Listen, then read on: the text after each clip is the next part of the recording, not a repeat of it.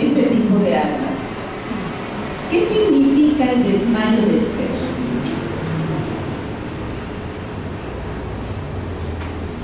A ver, pensemos. ¿Qué es, perdón? Una manipulación. Una estrategia. Las dos cosas. Es manipulación estratégica. Miren, las mujeres podemos usar dos tipos de manipulación. La tonta manipulación, que se revierte contra nosotras mismas, o la manipulación estratégica, inteligente. Esther utilizó la segunda. ¿Cuál es la manipulación que se revierte contra nosotras mismas? ¿A quién conociste primero? ¿Madre o esposa? Pues sí, madre, pero amo a mi esposa, ¿no? Y entonces esa se vuelve contra nosotras mismas, contra las suegras, porque las suegras no han entendido que el amor de la pareja es diferente que el amor de la nuera. Jamás va a ser igual 8 horas de cama diarias. Eso no se lo puede dar a su hijo. ¿Estamos de acuerdo? Bueno, entonces ubíquese para no estar compitiendo. Únase para no estar compitiendo. Sea estratégica, inteligente, no chantajista. ¿Verdad? Una cosa es el chantaje emocional, que no es propio de las mujeres, ese nos lo atribuyeron los hombres a las mujeres. El chantaje emocional, también hay hombres chantajes, y mucho más, ese lo aprendimos de los hombres, y quede claro. El chantaje emocional lo único que hace es que se te vuelva contra ti mismo.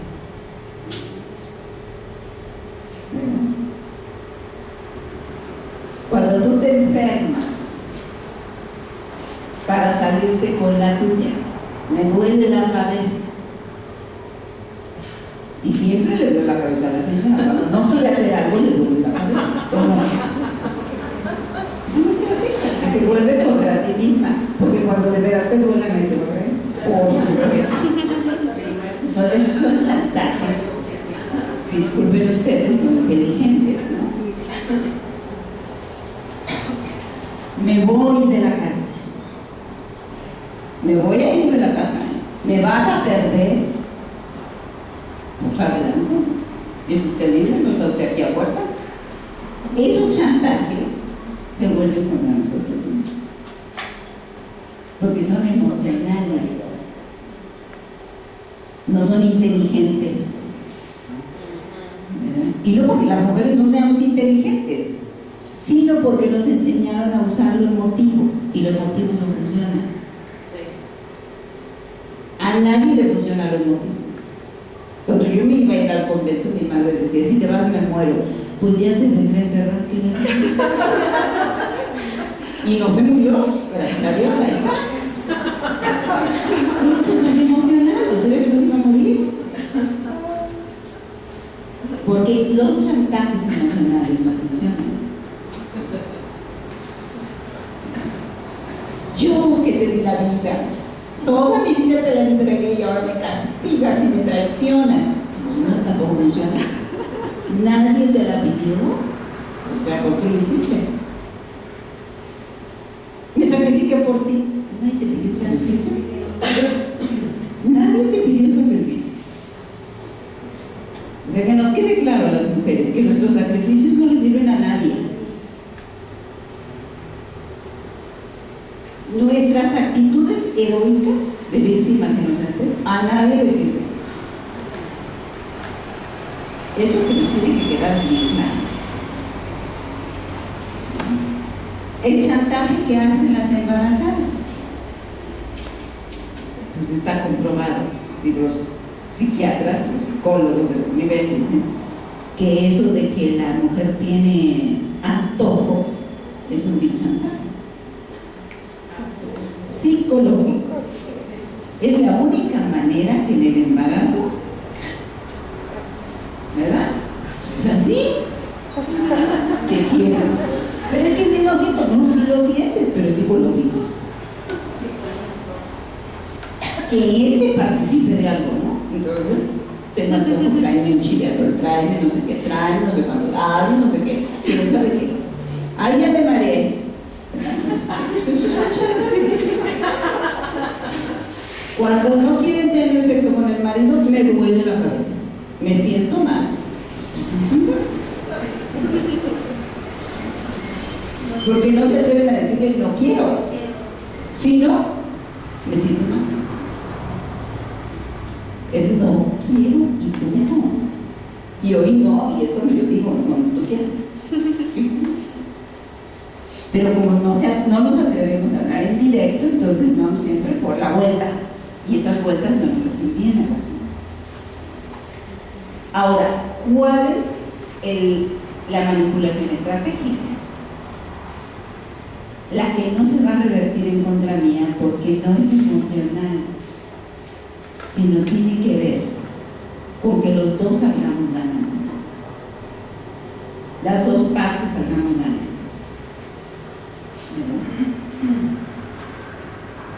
Por ejemplo, yo conozco a algunas mujeres que están solas y para que vengan los hijos a visitarlas se enferman. Sí. No es estrategia buena. Tampoco es buena estrategia aparecerse en la casa de los hijos. No me viene a ver, usted viene a ver yo. Tampoco es estrategia. Por supuesto. Si no es como invitado, no, ¿verdad? No es así. Entonces, lo correcto que es que aprenda a vivir su soledad. Y que la soledad no es mala. Es una bendición en nuestra vida cuando es una expresión de libertad. La soledad es una expresión de libertad, ¿verdad? Y entonces muchas mujeres se están queriendo quedar solas, o ahora, la nueva generación de las mujeres que estamos aprendiendo a vivir solas. Y que no es malo, que no es mala la soltería. ¿No te has casado, hija? Y empezamos las mujeres, ¿verdad?, a meter la cola ahí, como para hacer sentir mal a la chica y para decirle ya se está yendo el tren. No se le está yendo ningún tren, no es nada malo que no se case, que no tenga una pareja, que no está bien. Pero hay que aprender a decirlo. No, porque estoy muy contenta sola. No, porque no quiero. Hasta ahora, en este momento de mi vida, no quiero una persona a mi lado y estoy contenta sola. A las viudas no les dicen, ¿y no te has vuelto a casar? ¿Por qué? O sea, ¿por qué tengo que volver a casar? ¿Por qué? ¿Qué pasa si soy una mujer que no tiene un hombre? Pues que me vuelvo una mujer libre, me vuelvo una mujer autónoma y entonces represento peligro. ¿Para quiénes? Para las demás mujeres, no para los hombres. Porque a las mujeres nos enseñan a competir con los hombres y ya no estamos en esos tiempos. Pero bueno, esa es toda una estrategia aquí, cultural, educativa, generacional, que repetimos. ¿Y cuándo se va a casar mi nieta? Nunca, abuela. Estoy muy contenta así. Pronto. Bueno, para empezar, usted no tiene que preguntar esas cosas, ¿no? Para empezar. Las abuelas no tienen que estar preguntando cómo se van a casar las nietas. ¿Por qué? Yo he escuchado muchas nietas que dicen, no, abuela, porque yo ya me sé mantener sola. Y entonces se revierte contra mí. ¿Cuáles son las estrategias inteligentes? Las estrategias inteligentes es donde las dos partes van a ganar. En las estrategias inteligentes nadie tiene que perder y nadie tiene que salir poniendo y nadie tiene que sufrir. Es un acuerdo mutuo. La estrategia que usó usted con el rey Asuero. Eso sí, pero me van a matar a mí, yo también soy judía. Ah, no te preocupes, porque a ti no te van a matar. Estás en el área, no, pero en mi pueblo sí. Entonces, usa una estrategia inteligente. Porque estoy pidiendo por mi pueblo, no estoy pidiendo por mí, yo puedo morir, pero por mi pueblo. Entonces las mujeres necesitamos hacer estrategias inteligentes, como cuáles. Digo, no recetario aquí, pero ¿cómo le vamos a hacer entonces para hacer estrategias inteligentes? Donde yo no salga perdiendo, no me exponga, me cuide, y donde el otro tampoco salga perdiendo. Ni pierdo tú, ni pierdes tú. Un bebé es decisión de dos personas. No, y entonces aquí los dos vamos a decidir si lo tenemos o no lo tenemos. ¿Cuándo lo tenemos? Y si yo estoy preparado para ser papá o para ser mamá. Porque a veces las mujeres queremos ser mamás, pero los hombres no quieren ser papás. Y también tienen derecho a decir, oye, todavía no. Eso es muy común ahora en la sociedad mexicana, que las mujeres se preparan muy pronto para ser madres y los chicos no quieren ser padres. El fracaso de muchas relaciones es ese. Los hombres, es que tiene 30 años, sí, igual tendrá 40 y 50 y nunca va a querer ser padre, y es su derecho. Pero entonces yo sí quiero ser madre, pues entonces hagamos el asunto. Son ese tipo de cosas se tiene que negociar. No es, ay, mira, ya me embaracé. Ni modo, se me chispoteó. No se chispoteó. O sea, ahora los embarazos son o queridos, o propiciados, o entrampados. Pero no es porque es un accidente, o yo no quería, porque ahora la información es mía. Para el cuidado de los dos, del hombre como de la mujer. Entonces, si hoy se embaraza una persona es porque está usando una estrategia y normalmente dificulta. Si no es querido por las dos personas. Entonces, esa sería, por ejemplo, una estrategia dialogada, una estrategia pactada. ¿Sí? Es que mi hijo no me viene a visitar. Y en el fondo es, pues porque tú no le dices, ¿no? No, es que su hijo no la quiere ver a usted. Y eso es una cosa que usted tiene que arreglar con él, no yo. ¿Verdad? Pues si no quiere, como lo obligo. Yo no sé qué usted le hizo a su hijo, que no quiere venir a verla. Eso arreglo usted con él. Pero no me pongan a mí en medio de los dos.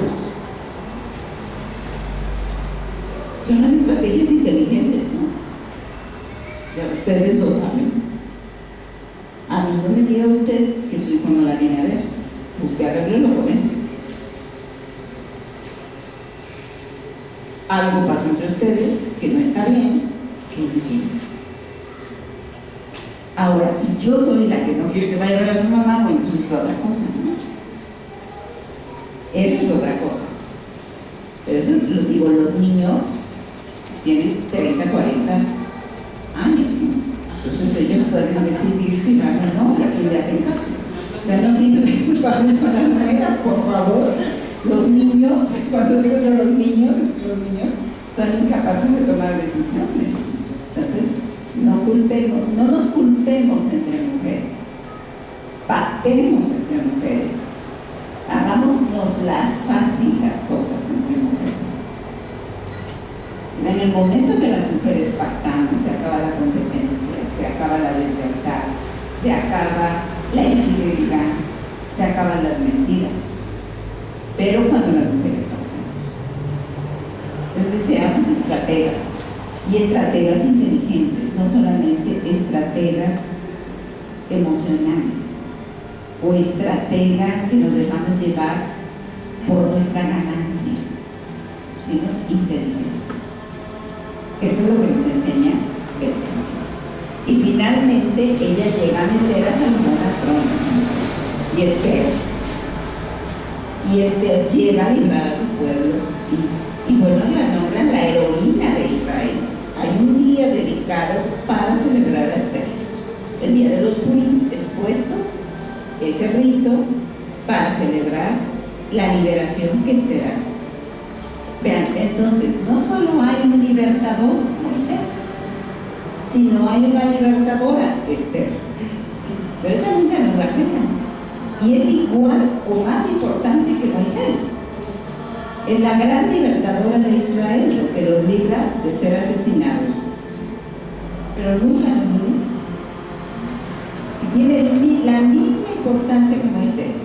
Moisés es el libertador, pero Esther es la libertadora. Es la reina que llega a regresar a todo el pueblo del exilio gracias a ella. Recupera la tierra prometida que habían perdido. Porque es cierto que Moisés los introduce a la tierra prometida, pero la pierden. Y la nueva libertadora ahora es una mujer, es Esther, que les regresa a la tierra que perdieron. Y por eso es tan importante esto. Bien, sí. A pesar de su aparente debilidad, de su miedo y todo, ella se sobrepone a todo eso, sí. Y finalmente es una mujer valiente. Claro. Pero lo supera, ¿no? Vemos que la superación de su modelo de sumisión y su modelo de timidez y más bien de sometimiento, ¿no? No se queda ahí, sino resurge como una mujer libertadora. No sé si tienen hasta aquí alguna pregunta o comentario.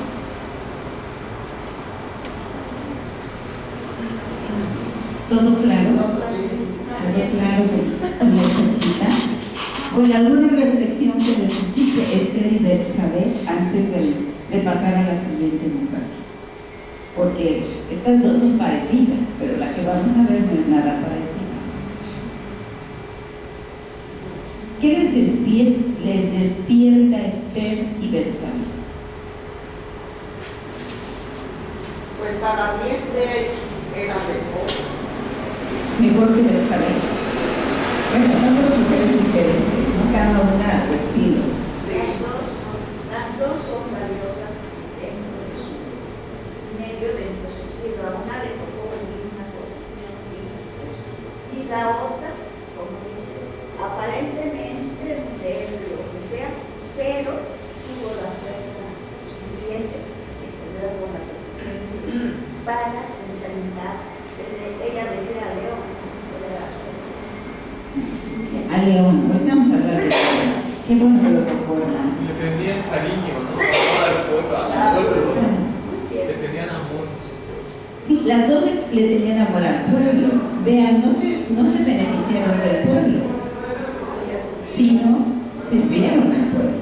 A diferencia de los reyes, que esos se sirvieron del pueblo.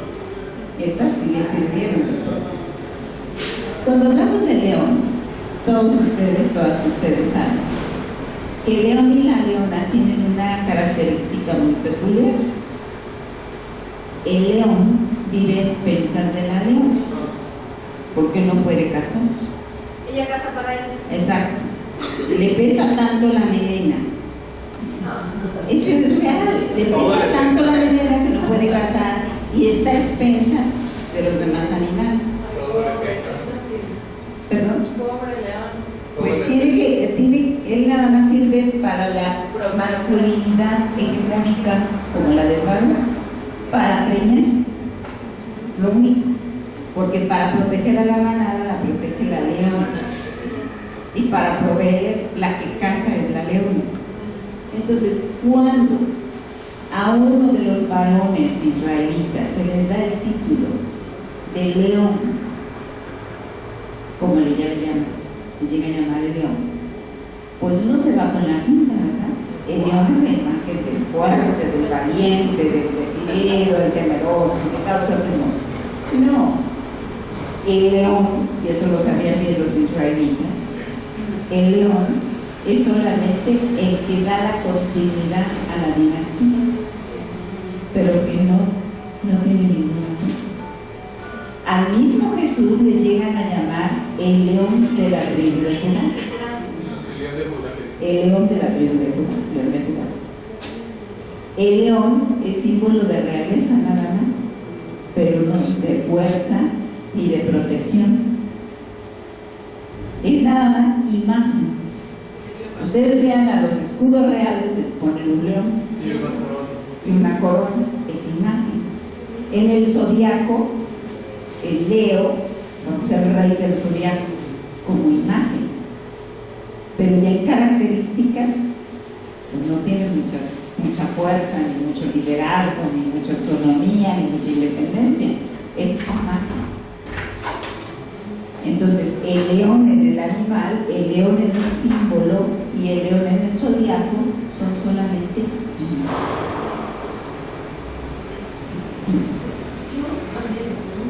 Yo me pregunto entonces, el rey David, ¿qué onda? Pues se aprovechó, era mal portado y todo, y sin embargo, allí dice que el de él desafiará el continuo Jesús. Yo digo, ay, pues qué ejemplo. Era medio especial el rey, ¿no? Y luego todavía, pues, bueno, o sea, todos somos pecadores y cometemos errores y pedimos perdón si tenemos, pero como que ponerlo así como de ejemplo no es necesario. Nunca bueno, ahora que se está profundizando en esto, pero bastante mal portado. Claro, era asesino, adúltero y ladrón, porque le robó el serrano a Saúl. Pero igual que un gobernador. Claro. A ver, vean, los personajes de la monarquía judía eran igualitos que nuestros gobernantes de hoy. Igualitos. ¿Por qué no? A ver, voy a dar primero respuesta. Bueno, miren. Cuando los biblistas ponen como modelo a David, es porque realmente David sí les dio solidez al reino, utilizó políticas de guerra, políticas económicas y políticas de conquista que les hizo sentirse como un pequeño reino. Eso no quiere decir que haya sido perfecto. Como todo rey, cometió asesinatos, fue injusto, hizo violencia, abusó, mató gente. Pero el pueblo lo idealiza, como cuando a nosotros idealizamos, por ejemplo, al general Lázaro Cárdenas y lo ponemos como el que, ¡ay, el héroe que nos dejó el petróleo para nosotros! ¿Cuándo ha sido nuestro?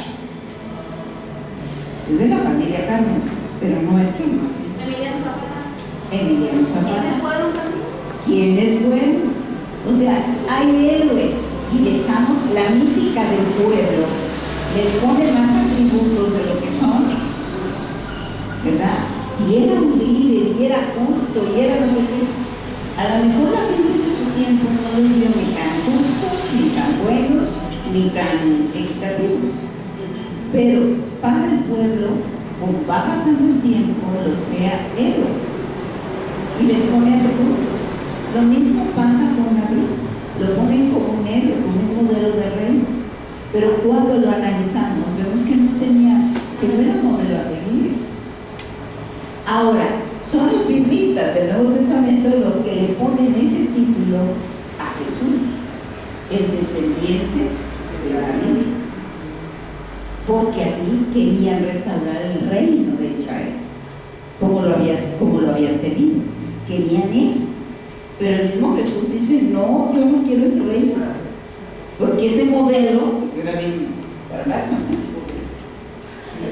Yo creo que como en el afán de salvaguardar las buenas costumbres religiosas y de descendencia judía, como usted dice, ¿no? Como trataron de esas cosas malas y perversas del rey David, incluso de Salomón, maquillarlas un poquito para que no salieran y que salieran las bondades de esos reyes, que sí las tenían, ¿no? O sea, incluso hay una parte de la Biblia que dice que David era la única persona que estaba conforme al corazón de Jehová, ¿no?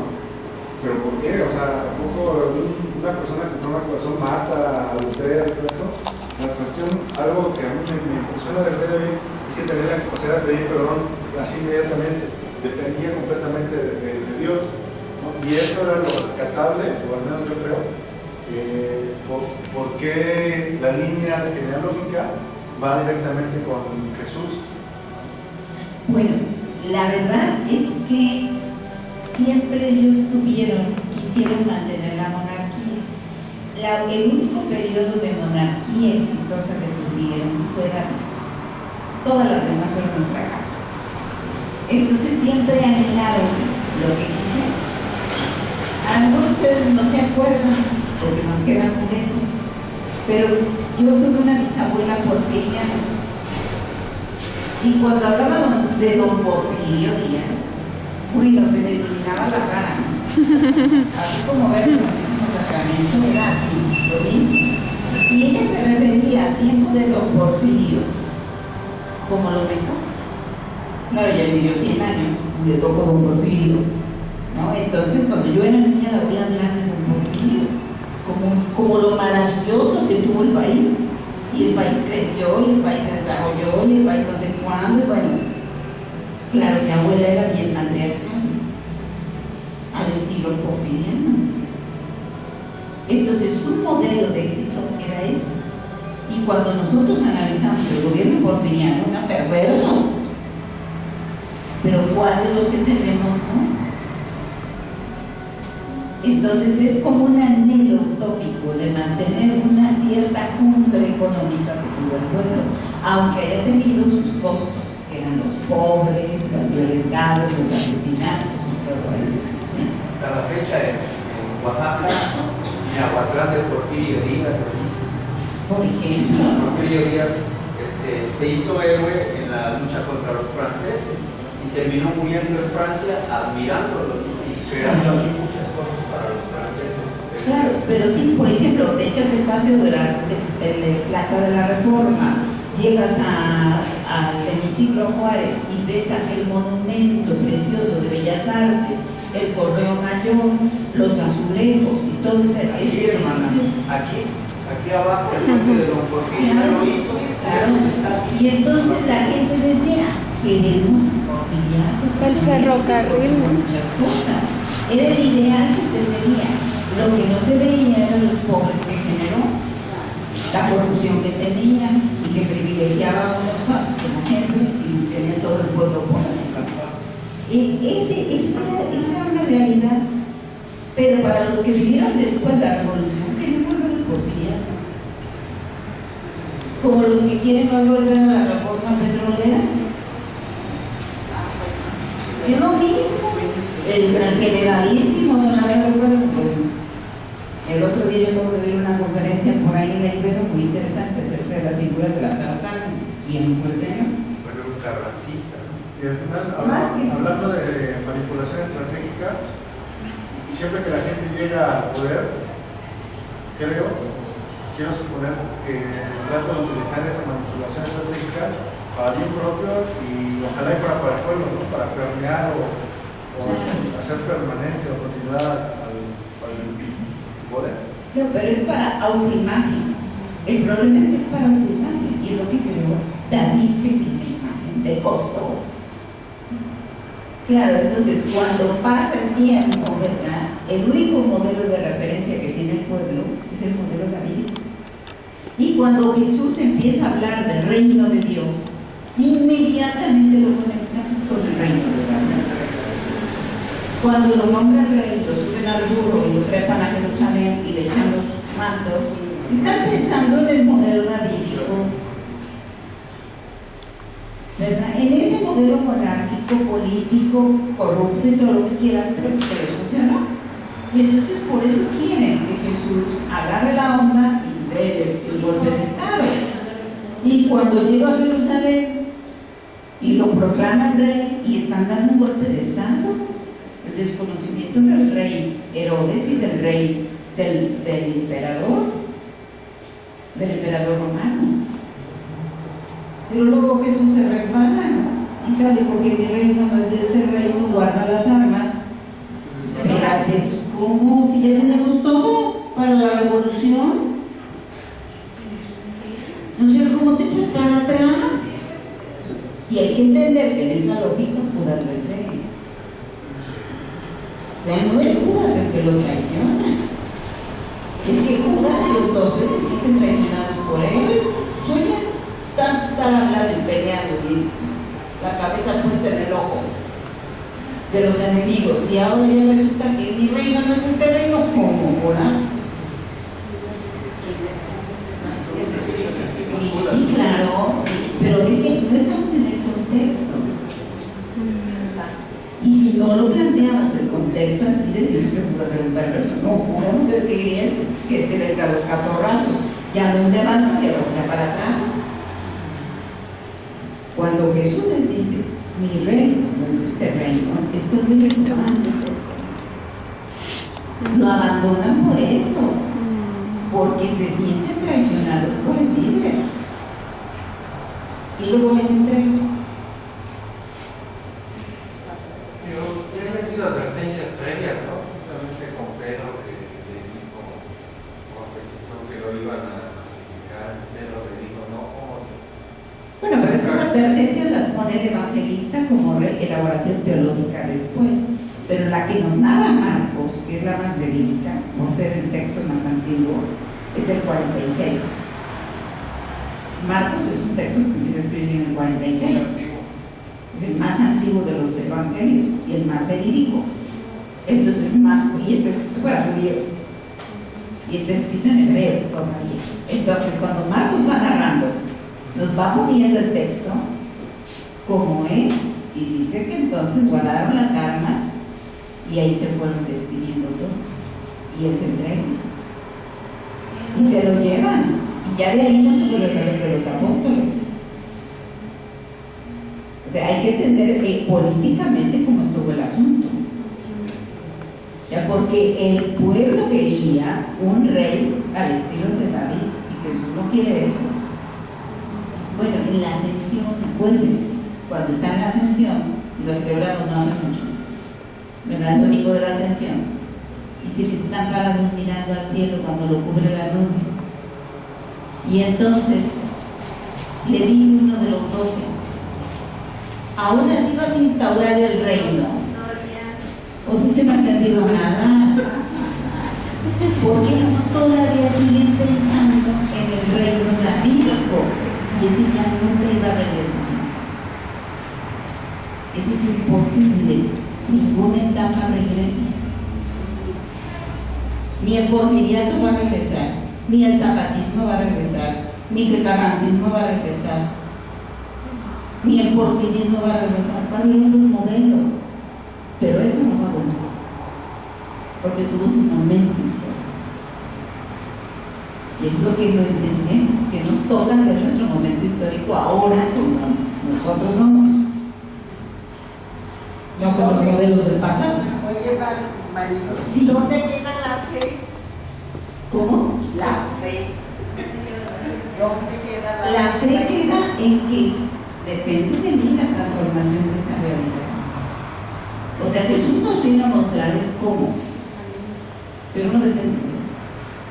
Y no depende de Dios, depende de nosotros mismos. Dios no va a venir a hacernos nada. Ven a arreglar el asunto, no puede. No puede porque nos dio la libertad.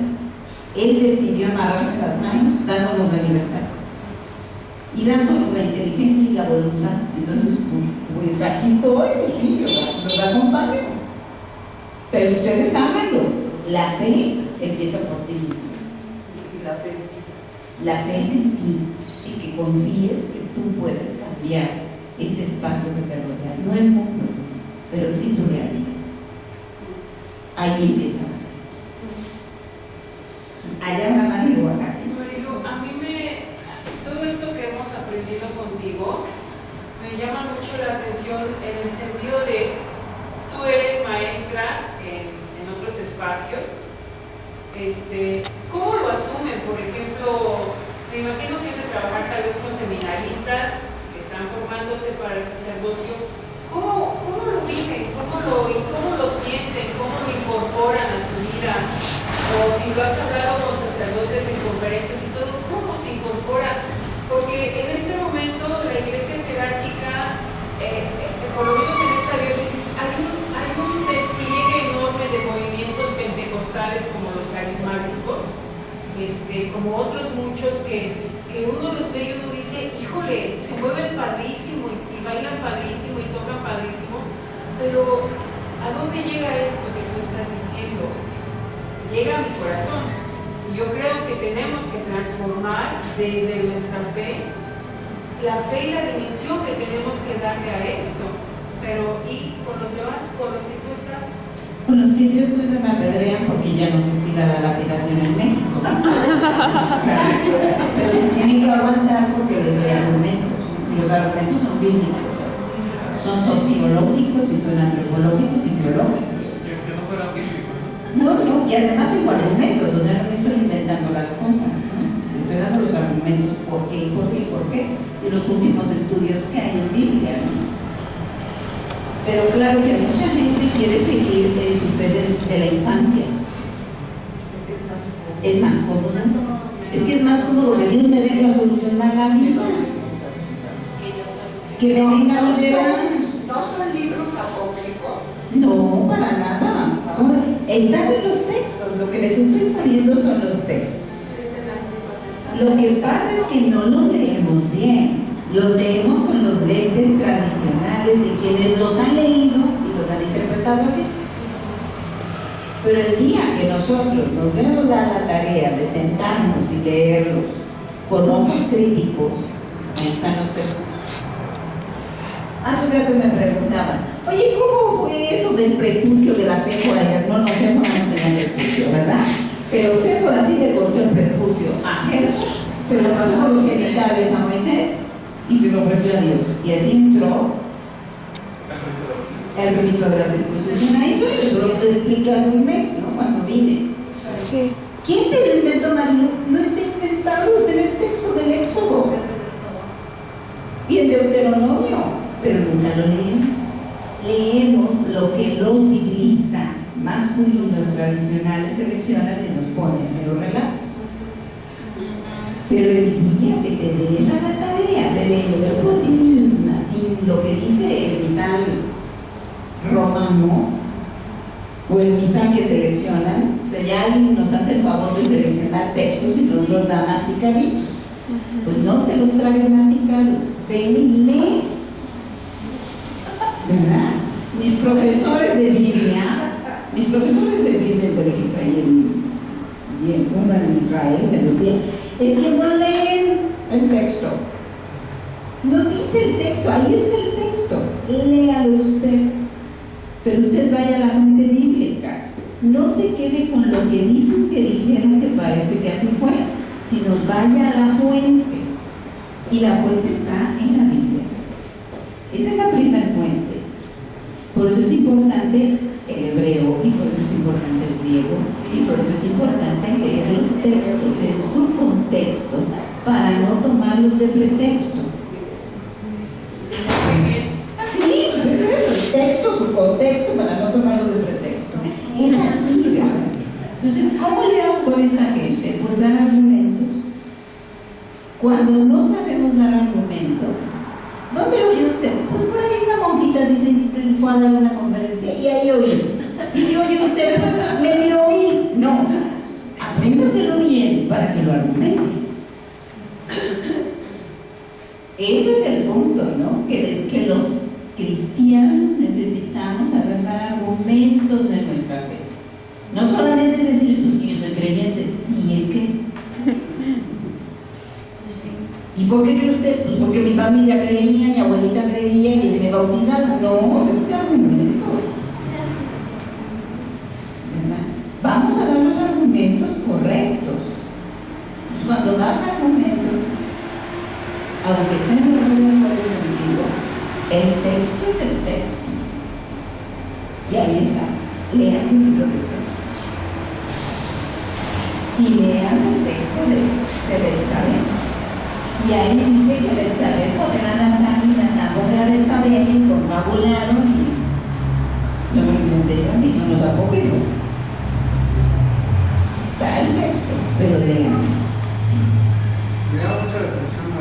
momento que mencionaba sobre que la gente esperaba una revuelta, una revolución en armas, y por eso los apóstoles o los discípulos de ese entonces de Jesús se retiraron. Y me surge la inquietud de cómo fue entonces que asumieron, o si es que lo asumieron, después su llamado, ¿no? De Pedro, de todos los demás, y que fue que se escribió el libro de los Hechos de los Apóstoles y se creó la iglesia primitiva. Sí lo asumieron así y dijeron, cuando ya no hubo revolución, pero entonces vamos a entrar en los trancazos espirituales. Sí entraron en una lógica de fe después de la resurrección. Porque cuando Jesús muere y se va, los dos de Maús que se regresan, iban destrozados, ¿no? En su fe, en sus esperanzas, en su corazón.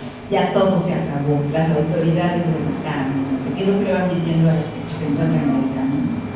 Ese texto es precioso, porque denota el pesimismo, el después de qué pasó con la muerte, y cómo se sienten todos defraudados, devastados, ya no regresamos porque todo se acabó y lo mataron, que no saben lo que pasó, y le empiezan a votar. Y el otro también les empieza a decir, sí, pero acuérdense que también les dijo esto y esto, y les empiezan a dar los temas. Y ellos dicen, bueno, síguele, ¿no? Pues ahora quédate a cenar con nosotros para que nos sigas platicando. Y a ellos se les va. O sea, cuando les hace la memoria y les recuerda lo que vivieron con él, es cuando dicen, pues, esto no lo podemos dejar. No depende de él, depende de nosotros. Ya nos dejó el camino, ya nos dijo cómo, ya nos dio la receta, no vamos a hacerlo. Y se regresan. O sea, sí hay todo un proceso. El mismo Pedro, cuando va a Roma, ¿verdad? Y dice que sabe que lo van a matar, entonces se regresa. Y en el camino se le aparece. Y por eso es que se le aparece, es que lo fue pensando, ¿no? Y dice, ¿a dónde vas, Pedro?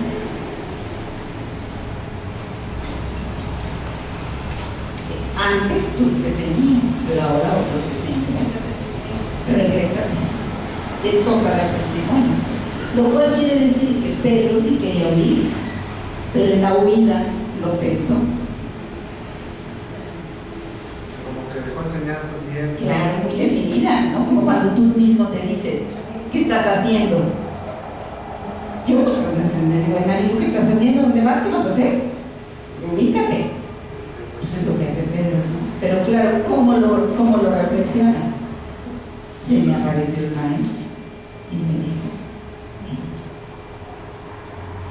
es lo que había cosas muy claras, que tenían muy claro, para que Pablo dejara su judaísmo, su fariseísmo, cambiara, porque entró en un proceso, claro. Y lo que tú nos dijiste, ¿no? Antes, que la primer testigo y la que acicateó todo eso, pues fue Magdalena, que Así nunca es. abandonó a Jesús. Nunca abandonó a Jesús. Y a ellos les dijo, Sí. órale. Y ahí sí entra el apócrifo. ¿Por qué es apócrifo? ¿Quiénes hacen la selección de los textos bíblicos? Y ellos dicen, este es inspirado, este no es inspirado, este es inspirado, este no es inspirado. Aquí Magdalena aparece como la líder del grupo, no, ese no es inspirado. Así fue la selección. Y la batearon a Magdalena porque amenazaba pues, el liderazgo masculino. Y porque quitaron el texto, el Evangelio de Judas y el Evangelio de Santiago, porque los dos aparecían pleito con María Magdalena. Y como no lo querían visibilizar, a los tres apócrifos. Esos son textos que se han estudiado, se están recuperando ahora. Pero ¿les parece que hagamos una pausa y después regresamos con la gloriosa Jezabel?